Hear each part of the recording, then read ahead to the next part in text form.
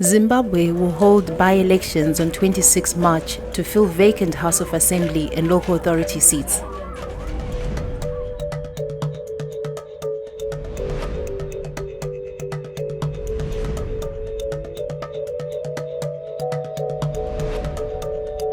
A by-election is held to fill a vacant electoral seat. The election is only open to voters who are enrolled on the voters' roll. By-elections, by law, should take place within 90 days of a seat falling vacant. However, the government, citing the COVID-19 pandemic, suspended by-elections indefinitely and illegally through Statutory Instrument 225A of 2020. A statutory instrument cannot be used to suspend electoral obligations enshrined in the country's constitution. No party or individual challenged this illegal suspension, so the by-elections will go ahead at the end of March.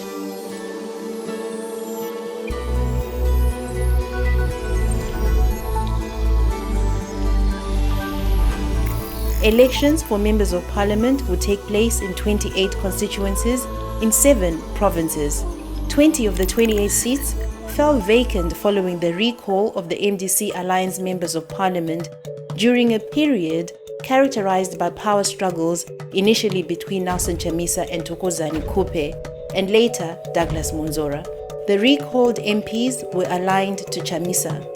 Voting will take place in the following provinces: Bulawayo, Harare, Manicaland, Mashonaland East, Masvingo, Matabeleland North, and the Midlands.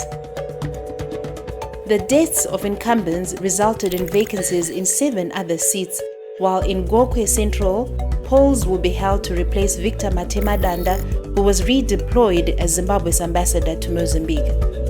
In local government by-elections, voting will take place in 110 wards. 79 of these were vacated by recalled MDC Alliance councillors associated with Nelson Chamisa. ZANU PF is, however, already leading the local authority race, following the announcing of Delay Ncube as the winner of Ward 14 of Umguza Rural District Council. He won unopposed after opposition parties failed to field candidates. According to the Zimbabwe Electoral Commission, 16 political parties have registered to participate in the upcoming by-elections. Of the 16 parties, only 3 have won a parliamentary or council seat in the last 20 years. 119 candidates have been nominated and accepted as candidates by the electoral courts in respect to House of Assembly by-elections, while 373 candidates will take part in local government elections. Everyone on the voters' roll, one would think, wow, it's not so simple.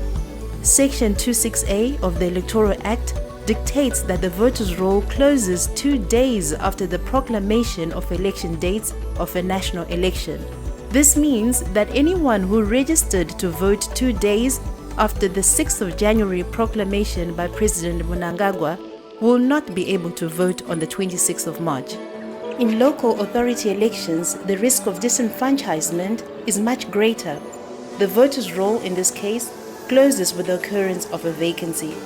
Only those voters whose names were on the voters' roll on the day the local government seats in question fell vacant qualify to vote in the March elections.